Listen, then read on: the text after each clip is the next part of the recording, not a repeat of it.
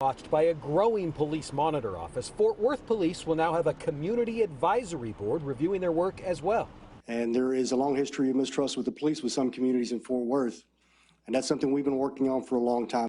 Chief Neil Noakes revealed the board to city leaders this week. He has already chosen 13 of as many as 19 members, social service, business, faith, and education leaders, to look at policies, procedures, and how officers put them into practice.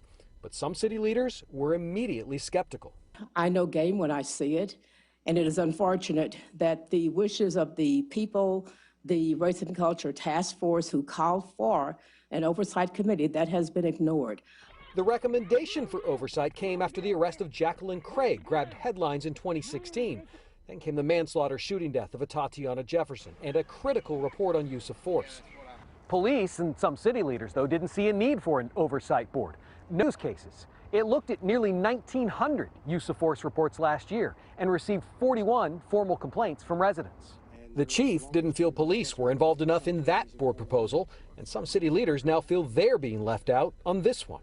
The main difference was who gets to pick them, whether it's the community through council or PD. This time, though, the chief doesn't need leaders to agree or vote on what he's putting together.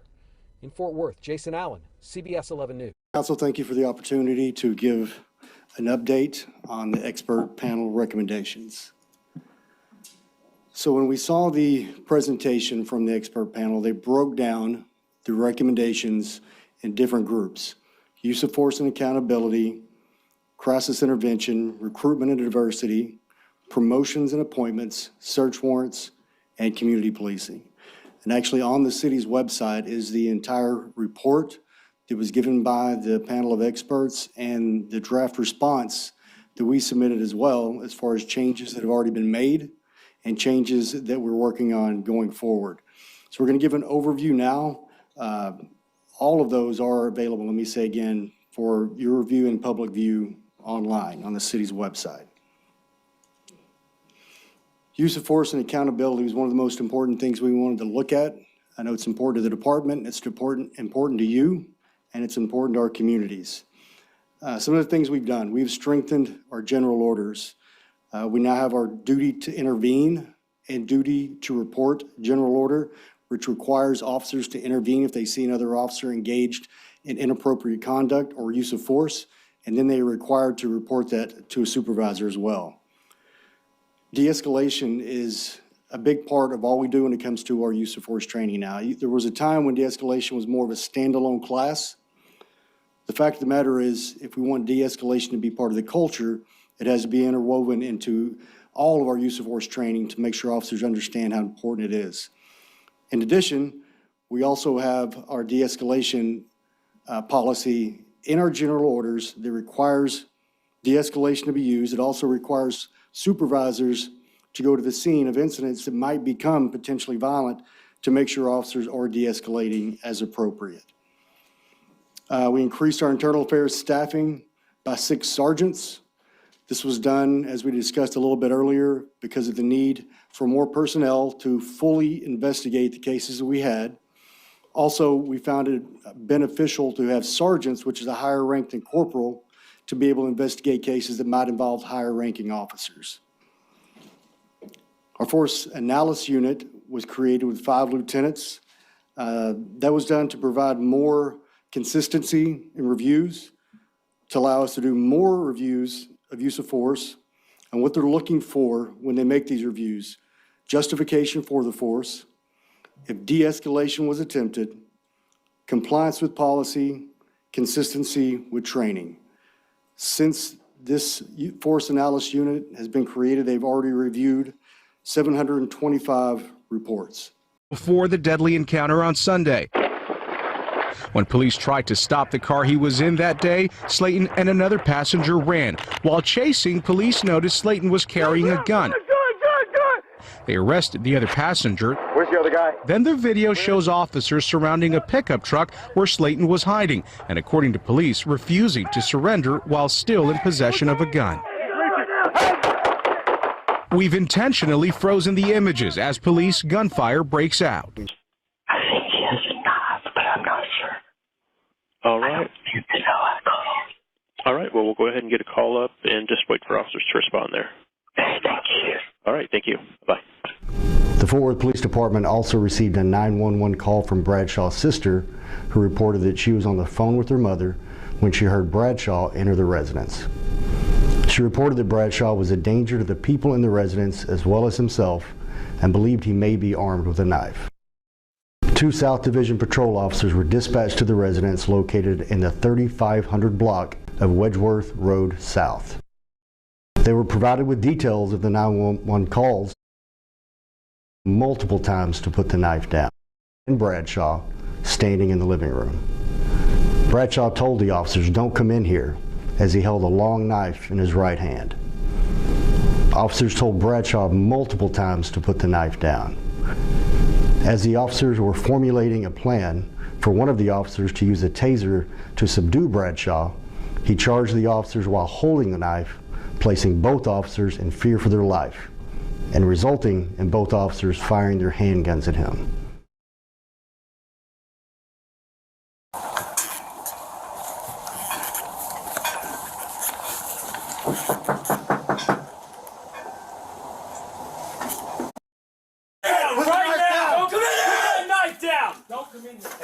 We got one at gunpoint. Don't come in here. Put the knife down! Right now. No. Get your taser. Get your taser out. No. Fucker. Not fired. Don't come in here. Hey, put the knife down. Don't come in.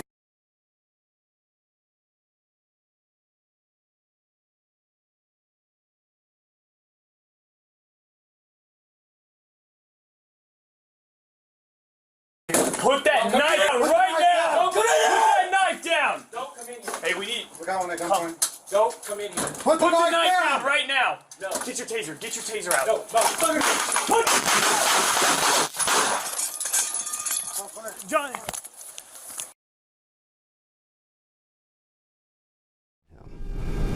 Bradshaw was struck by the gunfire and fell to the ground. Officers provided medical treatment to Bradshaw until medical personnel arrived on scene, but he was later pronounced deceased. This incident Video is hard to watch. According to Fort Worth Police, Mitchell Miller arrested someone for public intoxication in January. This is that video where police released of that incident while they were walking toward the jail entrance.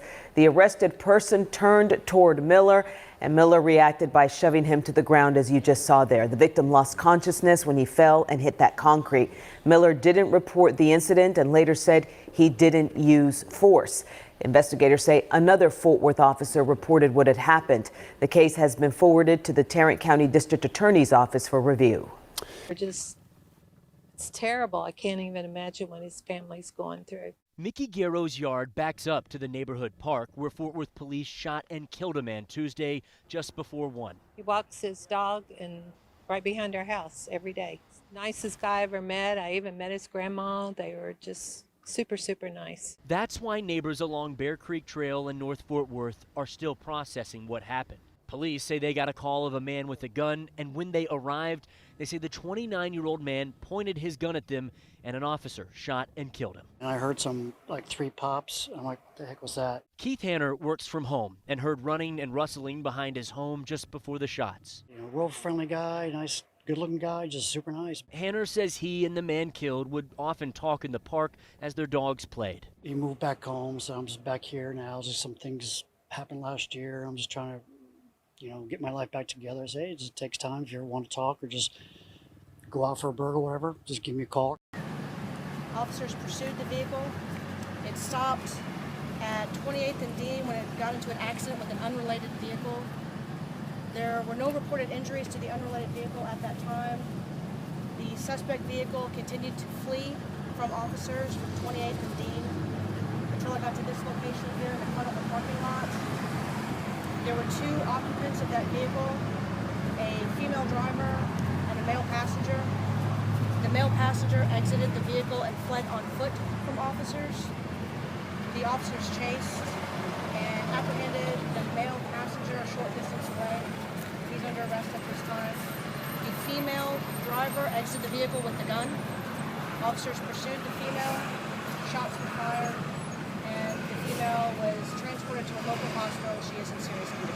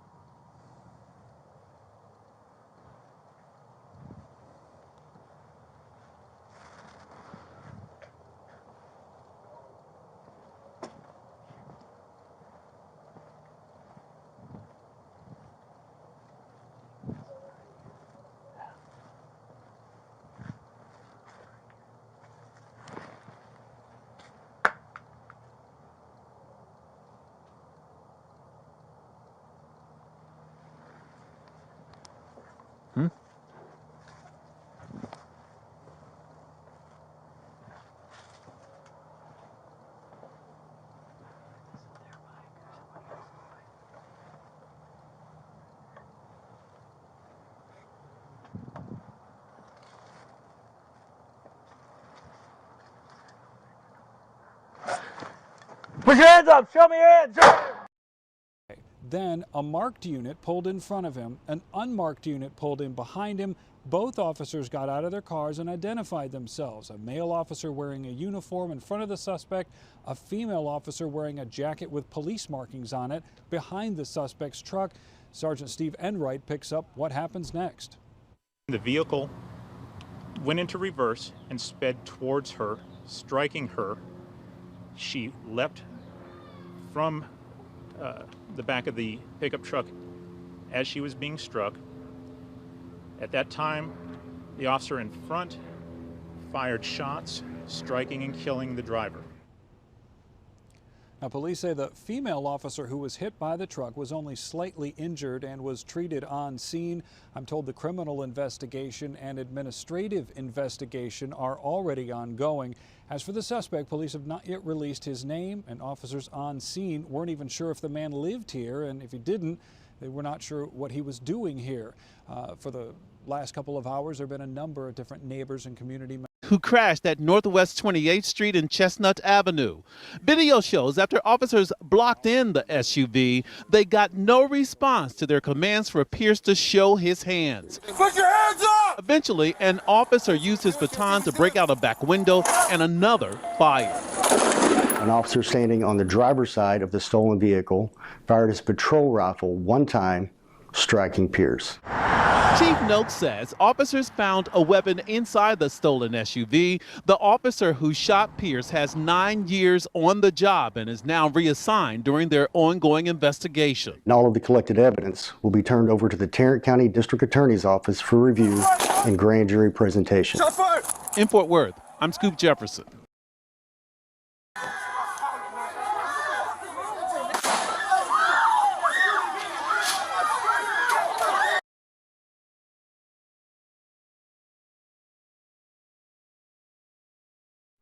Perceiving an imminent threat to a third party, the Fort Worth officer fired his handgun at Smith, striking him multiple times.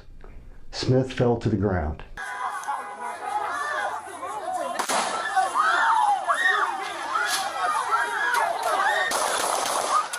Please get down! At the same time this was occurring, the arson investigator, who was standing in the front yard to the officer's left, observed a second male, later identified as 30-year-old Bronche Mentor, with a pistol in his hand. The pistol had a weapon light activated, which was shining in the direction of officers and the person on the ground. At this moment, officers heard 2 shots fired. Please get down! Please get down! In fear for the safety of himself, the Fort Worth officer, and others at the location, the arson investigator fired his handgun at Mentor. The Fort Worth officer also fired at Mentor. Mentor was struck and fell to the ground, dropping the pistol. He then got up and ran south and around the corner of the house to the west.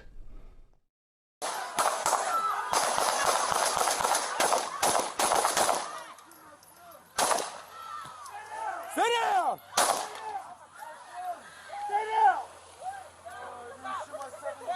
Get on the ground! Get on the ground now!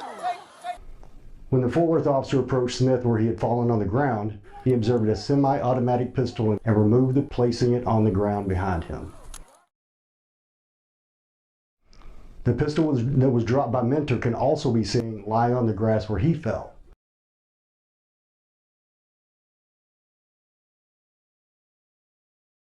Two spent shell casings matching the caliber of Mentor's pistol were found close by. Investigators also found a leather sap, also known as a blackjack, on the ground next to the pistol. The arson investigator moved to the corner of the house where he encountered a male who was shot in the leg and provided aid to him. During this incident, a Hispanic male was sitting on the curb next to the SUV. He appeared to have been injured. Later, investigation revealed that he had been shot, stabbed, and beaten. The male and a female then left the scene in a vehicle, but officers were able to make contact with them later. Additional backup officers arrived and began establishing control of the scene. Officers located two additional gunshot victims, a male and a female. An additional male was observed on scene with an apparent gunshot wound to the arm. However, that person did not remain on scene, did not identify himself, and investigators have been unable to locate that male. Once MedStar arrived, Smith was pronounced deceased on the scene. Mentor was transported to a local hospital and pronounced deceased at the hospital. Here, point a gun at officers. 4 others fired their weapon, hitting and killing Malone in that moment. And police say that they only wanted to speak to him as a person of interest in a murder case. The pursuing officers defended themselves by discharging their firearms. We want to release enough to dispel some of the misinformation out there and give an accurate information of what the officers faced on the scene. An attorney for Malone's family says they do plan to have experts review all of the body cam video. Those 4 officers I spoke of who shot are on administrative leave, and that is pending an investigation, which is normal when a weapon is just pocket. When confronted by police, Davis was told multiple times to keep his hands in the air and out of his pockets. And at first he complied. Let's show you the encounter at full speed. Keep your hands up. Hands up. No! Don't do it! Don't do it! In a slowed down version of the video, you see Davis appear to reach down and pull out that BB gun and point it at officers. Chief Neil Noakes released a recorded video statement. That the weapon that was produced, as you can see from the photograph, was very realistic, and there was absolutely no way for our officers to know it was not a real firearm when it was produced. Because the released information was recorded, the media had no opportunity to ask any follow-up questions. Noakes ended the video by talking about mental health. Mental health and well-being is of the utmost importance. If you or someone you know suffers, please seek help. Put the gun down! Put it down!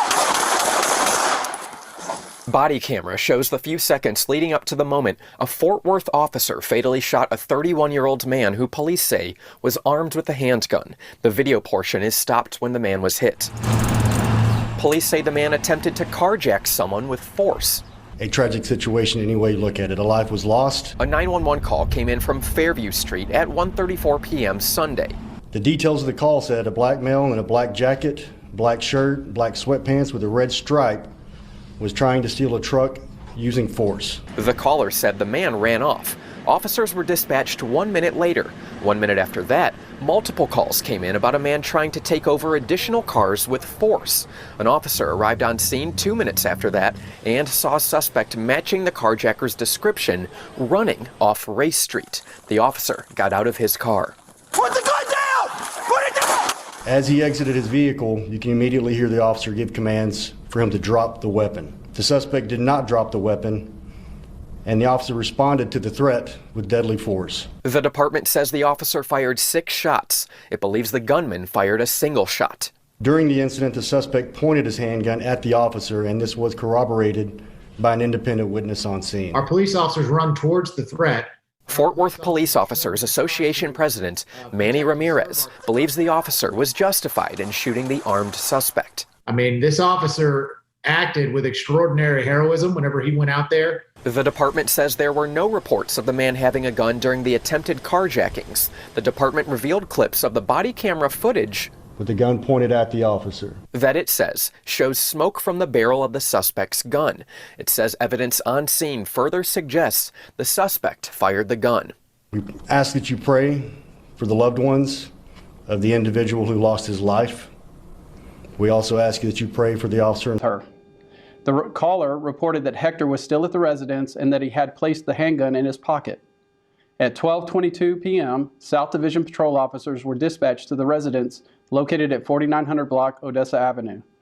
Upon their arrival at 12:24 p.m., the officers received information from dispatch that the suspect ran into the backyard. They were also told that he was still armed with his weapon. The officers saw the suspect running and gave commands to stop, but he did not comply. The officers pursued the suspect on foot and attempted to take him into custody in the 4900 block of Rutland Avenue. Knowing that he was armed with a handgun and believing that he posed a threat to the public, an officer deployed his taser to stop the suspect's flight.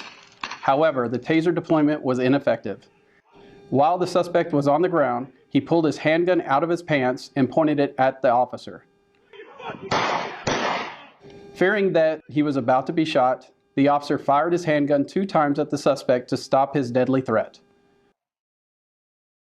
Yeah, it's on the 15. He does have the weapon on him, be advised. Hey, get your hands out of your pockets! I'll shoot you, bro! Put your gun down! After he was struck by gunfire, the suspect threw his handgun.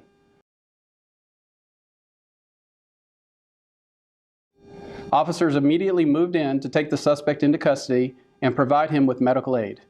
He was then transported to the local hospital and is in stable condition. As you can see, the suspect was given multiple opportunities to comply with officers' commands, and attempts were made to take him into custody using less lethal options. However, the suspect failed to comply and he pointed his handgun at our officer. Due to his actions against his family member and our officer, the suspect has been charged with aggravated assault with a deadly weapon family member and aggravated assault against a public servant. This incident is another example of the dangers officers face every day when they are serving our community. Time to tell his side of the story, and he spoke exclusively to Jack Fink, who joins us now in studio. What is he saying, Jack? Well, Kaylee and Doug, David Colley is now in a nursing home, and Fort Worth police say the officer-involved shooting was justified, but Colley says he believes the officer who shot him made a mistake. It's hard, but what keep me moving forward is the fact that I'm still alive. David Colley fought back tears nearly 6 months after an officer's bullet left him paralyzed from the waist down. Because it's like they paint a dirty picture, and that's not the truth. Dash camera video shows the shooting last July. Fort Worth police say Colley didn't comply with the commands of one of their officers and a Tarrant County Sheriff's deputy who were both searching for 2 shirtless robbery suspects. Police say their officer shot Colley, who didn't have a shirt on, after he pointed a silver object at the deputy. But I did hear him say, he's like, take your hand out your pocket. I did hear that. So in my mind, I'm like, just my recollection of it is like trying to be like, okay, look, like trying to show you, like, look at my hand, like, look. The officers say they thought Colley had a gun, but it was Colley's box cutter. He says he used it for work and insists he kept it hidden. It stayed in your pocket. In my pocket, man, in my pocket the whole time. But police say they found the box cutter on the ground. A spokesman says Internal Affairs said the officer's shooting was justified. You can't think of anything that you would do differently. I can't. Colley says he believes the officer made a mistake when he shot him. Let's just acknowledge the fact that we made a mistake, and for me, I can move forward. I can accept it. Faithfully execute the duties that I will faithfully execute the duties of the office of police chief. It took Fort Worth Chief Neil Noakes 2 decades to work his way through the ranks. This means everything. This is my dream job. One of his first priorities, he says, is to continue to build trust with a community that is still outraged by controversial police-involved shootings, including the death of Tatiana Jefferson, an innocent woman shot in her home. And the truth is, there's some communities who don't have trust for us right now, at least not to the level we want. And one of the ways to get that is transparency. And what has to follow that transparency is accountability. In his first week, he's had to put 2 officers on administrative leave for racist posts. He says he won't tolerate that.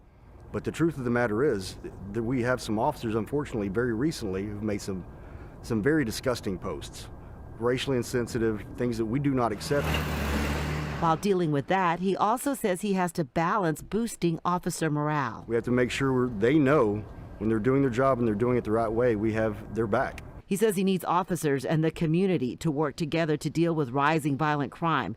He says what you won't see is officers saturating high crime areas, instead working more efficiently. Because what happens then is not only are we possibly arresting the people we want to, we're also negatively affecting the very people we're trying to help. He says his plan will be intelligence and data-driven and will also involve input from the community. We absolutely have to work together because we can't arrest our way out of crime. It's going to be there forever if we're just treating the symptoms.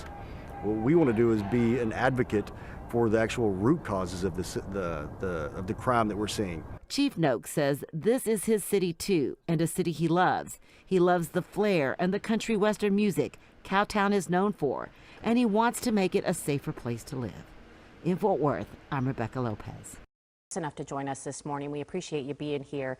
And the first thing that sticks out to me, you know, we were watching yesterday that news conference live in the Diamond Hill neighborhood. You were speaking, though, about the Como incident. And the one thing that I think struck all of us here was the emotion in your voice, the frustration at the lack of people coming forward, helping you guys find leads. Yes, and first of all, Burke and Keith, thank you for having us on to talk about this today. It's a very important issue for all of Fort Worth. We know that we're not going to be able to solve crimes on our own. We have to have the community's help. We know we've got to have people that are willing to step forward and speak up. And for all those who've seen the video, that surveillance video shows hundreds of people, maybe 1,000 or more people there. I could count on one hand the number who've actually come up and said they want to assist. We have some incredible homicide detectives. These investigators are doing incredible work. Our analysts, our real-time crime center, those who are looking at video, but we can only do so much. There are people there who know what happened, know who did it, and know where we can find them, and we need them to please step up. It can be done anonymously. Anyone that goes to our website can look at Crime Stoppers or iWatch, ways to anonymously report who did this and help us bring these people to justice. Chief Noakes, you're asking for help from the public. Absolutely. The community is asking for help from you. Yes, sir. And your department. What can you do as the Fort Worth Police Chief to help make sure situations like Como and like the situation in the Diamond Hill neighborhood do not keep happening? There are three main things we're focusing on in the Fort Worth Police Department. It's safety, wellness, and resiliency. We want safe, healthy, resilient communities across all of Fort Worth. To do that, we have to have a safe, healthy, resilient department to make sure we get it done. So my job is to make sure we're doing everything we can to provide the resources and support to make sure people are safe. But we know it takes a collaboration. It takes all of us. What a lot of people, I believe, see as policing issues are societal issues. It's things we all have to come around the table and talk about, find solutions, see what's working across the country, implement those things here, and do it in such a way that not only are we making people safe, we're making them feel safe as well. You know, and one of the things that I think is important to talk about, and it just strikes me as somebody who has been, I've covered a lot of these sorts of shootings, unfortunately, throughout the course of my career. And, you know, you talk about how there were thousands of witnesses, and, you know, you can count on one hand the number of people who came forward. To me, I think a part of that is that there is some hesitation, and there's not always the best of relationships between police and particularly the Black community. How do you begin to heal that? How do you get past what feels like an impasse in a way? Because I do think that's probably part of the reason why there are a lack of people coming forward. There's a lack of trust. Well, I think you're right. There are multiple issues that contribute to that lack of communication and collaboration. I think one, quite honestly, is fear. The people maybe witnessed it don't want to come forward because they fear retaliation from the people involved. That's legitimate. That's why we have anonymous ways to report the crime. When it comes to our relationship with the community, we'll be the first to say we have work to do. What I hope people will also recognize is the work we've already done. The work that's been happening in communities like Lake Como and communities across the city where we do not have the best relationships. We are out there consistently, day after day, doing what we can to build those relationships, repair bridges that may have come down, and build new ones in areas where we may not have them already. We are committed to community policing. We're committed to the community, and I believe the work we're doing as we continue forward will only help strengthen those relationships with the community.